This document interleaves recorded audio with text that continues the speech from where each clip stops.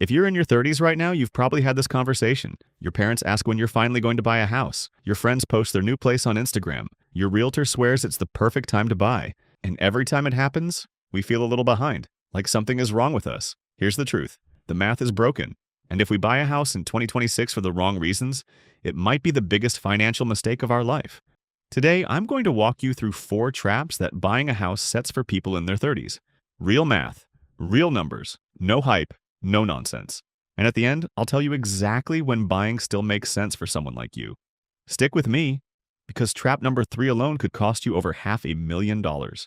And if you want to learn about personal finance, I'll share a resource later in the video. So stay tuned. Trap number 1, the lock-in effect. Here's a number that should shock you. The median home price in America right now is about $418,000. Mortgage rates are sitting around 6.5%. 5 years ago, those same mortgage rates were 2.65%. Let me translate that into real money. Same exact $400,000 house. 5 years ago, your monthly payment was about $1,293. Today, that same loan costs $2,023 per month. That's $730 more, every single month for 30 years. That's $262,800 more in interest over the life of the loan. For the exact same house, same neighborhood, same walls, same ceiling. The house didn't change. The math just got brutal. And here's where it becomes a trap. Once you sign that mortgage at 6.5%, you're locked in for 30 years. If you want to move in 5 years for a job, a relationship, a better opportunity, you can't just pick up and leave. You're financially trapped by the cheapest money you'll probably never see again. Trap 1, locked in tight. Now, if you think trap 1 was bad, wait until you see the hidden costs that nobody puts on the listing. Trap number 2, the hidden costs that turn your monthly payment into a money pit. When your realtor quotes you a monthly payment, they give you one number. Principal and interest. That's it. But here's what actually comes with owning a house. Property taxes. In the US, these average about 1.1% of home value per year. On a $400,000 house, that's $4,400 annually, or $367 per month. Homeowners insurance average around $1,800 per year.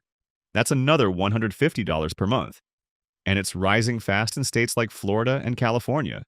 Maintenance and repairs. The rule of thumb is 1 to 3% of home value per year. For a $400,000 house, that's $4,000 to $12,000 every single year. Forever. Plus closing costs when you buy, 2 to 5% of the purchase price. On a $400,000 house, that's $8,000 to $20,000 out of pocket. Right up front. Add it all up. On a $400,000 house, you're paying roughly $1,000 to $1,700 a month on top of your mortgage. That's the difference between your budget working and your budget breaking. That's the trap. The number you're sold is not the number you actually pay, and by the time you find out, you've already signed on the dotted line. Trap 2. The number that wasn't on the brochure. Now we get to the trap I promised at the beginning. The one that cost you over $500,000, and almost nobody is doing this math. Trap number 3. The opportunity cost of your down payment. To buy a $400,000 house with 20% down, you need $80,000 in cash. Plus closing costs. Let's call it $95,000 total. That $95,000 is sitting in your down payment, locked into the walls. But here's the question nobody asks. What if it went somewhere else? Let's say you took that $95,000 and invested it in a broad market index fund, earning roughly 8% per year on average, which is what the US stock market has historically returned. In 10 years, that $95,000 becomes $205,000. In 20 years, $443,000. And in 30 years, it grows to $956,000, almost $1 million from the same $95,000. You didn't add anything. You just let it compound. That's the power of leaving money in the market. Now you might be thinking, but Buck, my house appreciates too. Yes, it does. Historically, U.S. home prices grow about 3 to 4% per year after inflation. So your $400,000 house might be worth $650,000 in 20 years. Sounds great, right? But here's the catch. Your equity doesn't grow like an investment because most of your early mortgage payments go to interest, not principal.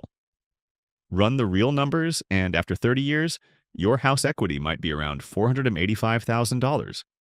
Compare that to the $956,000 the same money would have made in the market. The investment wins by $471,000. That's almost $500,000 in lost potential. $500,000. Just because nobody told you to compare the two options, honestly. And here's the worst part. Realtors, mortgage brokers, your parents, none of them are going to do this math for you because the answer makes them uncomfortable.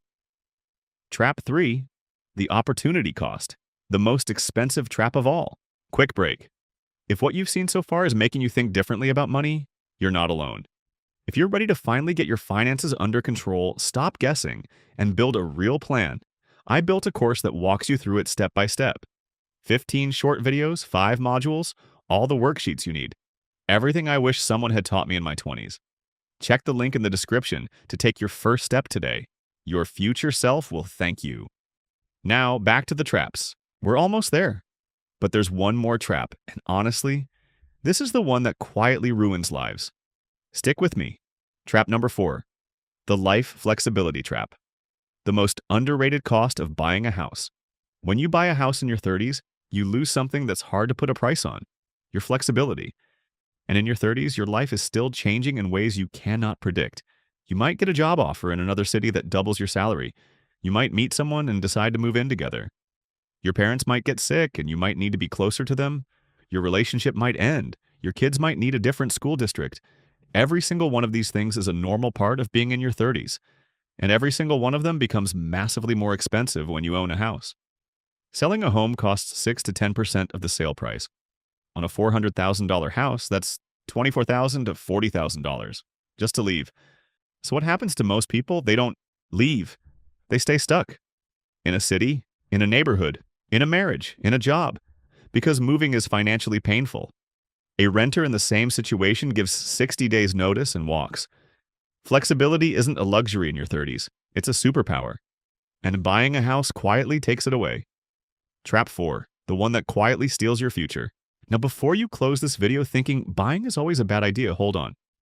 I'm not saying never buy a house. I'm saying don't buy one for the wrong reasons.